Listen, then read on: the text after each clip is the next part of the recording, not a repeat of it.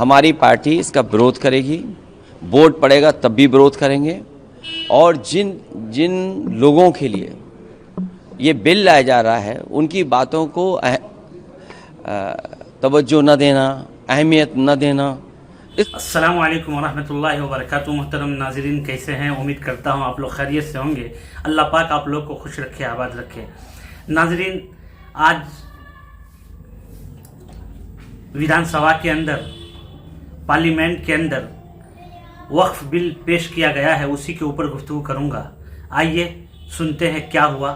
وقف بل آئین پر حملہ ہے, حکومت کنفیوژن پھیلا رہی ہے. اپوزیشن کانگریس کے گورو گوگوئی نے اقلیتی امور کے وزیر کرن رجیو کی طرف سے ایوان میں بل پر بحث کرانے اور اسے منظور کرانے کے لیے پیش کردہ تحریک پر بحث کا آغاز کرتے ہوئے آج کہا کہ اپوزیشن بھی چاہتی ہے کہ قانون میں ضروری ترامیم کی جائیں, لیکن حکومت کی نیت ٹھیک نہیں ہے اور وہ تقسیم کی سیاست میں ملوث ہے.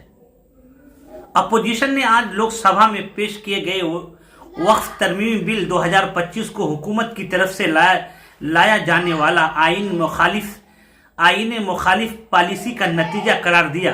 Bharatiya Janata party B J پی ملک میں انتشار پھیلا رہی ہے اور سماج کو تقسیم کرنے کا کام کر رہی ہے. کانگریس کے گورو گوگوئی نے اقلیتی امور کے وزیر کرن رجیو کی طرف سے ایوان میں بل پر بحث کرانے اور اسے منظور کرانے کے لیے پیش کردہ تحریک پر بحث کا آغاز کرتے ہوئے کہا کہ اپوزیشن بھی چاہتی ہے کہ قانون میں ضروری ترامیم کی جائے, لیکن حکومت کی نیت ٹھیک نہیں ہے اور وہ تقسیم کی سیاست میں ملوث ہے. انہوں نے کہا کہ حکومت وقف بل کے حوالے سے کنفیوژن پھیلانے کی کوشش کر رہی ہے. ملک کا آئین ہر فرد کے لیے برابری کو یقینی بنانے میں بنیادی حقوق کے تحفظ, وفاقی ڈھانچے کے تحفظ اور ملک کی سالمیت کی بات کرتا ہے, لیکن حکومت کا یہ وقف بل آئین پر حملہ ہے اور اس کا مقصد انتشار پھیلا کر اور معاشرے کو تقسیم کر کے ووٹ بینک کو تحفظ فراہم کرنا ہے. انہوں نے کہا کہ حکومت یہ کہہ کر کنفیوژن پھیلا رہی ہے کہ بل پر بڑے پیمانے پر بحث ہو چکی ہے, جبکہ حکومت اس پر منمانی, اور اگر ایسا نہیں ہے تو حکومت کو چاہیے کہ وہ دوسرے مذاہب کی جائیدادوں کے لیے بھی ایسا ایکٹ تیار کرے. انہوں نے کہا کہ اس کمیونٹی کے رہنماؤں نے ملک کے لیے قربانیاں دی ہے اور ہندوستان کی آزادی میں اہم کردار ادا کیا ہے. اس کمیونٹی کے لوگوں کو گمراہ کرنے کی کوشش کی جا رہی ہے. ان کو گمراہ کرنے کی کوشش نہیں کرنی چاہیے. جو ہندوستان چھوڑ تحریک میں سرگرم کردار ادا کرتے ہوئے جیلوں میں بند رہے اور معاشرے کو تقسیم کرنے کا یہ حکومت کا ایک حربہ ہے, اور وہ ہماری قوم پرستی کو اپنے مفاد اور خواہشات کے مطابق متعین کرنے کا کام کر رہی ہے. گوگوئی نے کہا کہ حکومت نے دفعات 108 کو ہٹا دیا. اس قانون میں ترامیم کے لیے جوائنٹ پارلیمانی کمیٹی GPC یعنی جوائنٹ پارلیمانی کمیٹی کی تشکیل کی گئی تھی, لیکن اس حکومت نے BPC میں پیراگراف وار بحث کی اجازت نہیں دی. انہوں نے کہا کہ یہ حکومت آندھرا پردیش اس قانون کی دفعات کو ہٹانے پر کام کر رہی ہے. BJP رکن روی شنکر پرساد نے کہا کہ اگر وقف بل کے ذریعے پسماندہ مسلمانوں کو بورڈ میں جگہ دی جا رہی ہے تو کسی کو اس پر کوئی اعتراض نہیں ہونا چاہیے.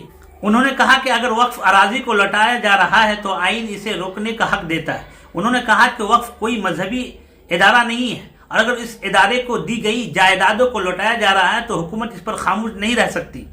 انہوں نے کہا اگر وقف کے پاس بہت زیادہ اثاثہ ہے تو بتایا جانا چاہیے کہ اس جائیداد کے ذریعے کتنی بیواؤں, غریبوں, یتیموں اور متاثرین کی مدد کی گئی.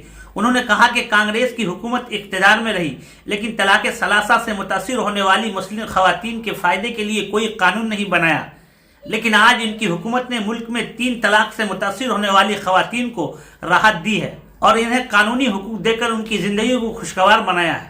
پرساد نے کہا کہ جب BJP حکومت نے 3 طلاق کا قانون بنایا تو ملک بھر کے کچھ مسلمان ان سے خلاف اٹھ کر کھڑے ہوئے. وہ نہیں چاہتے تھے کہ مسلم خواتین کو آزادی دے, جینے کا حق ملے, اس لیے وہ اس کی مخالفت کرتے رہے.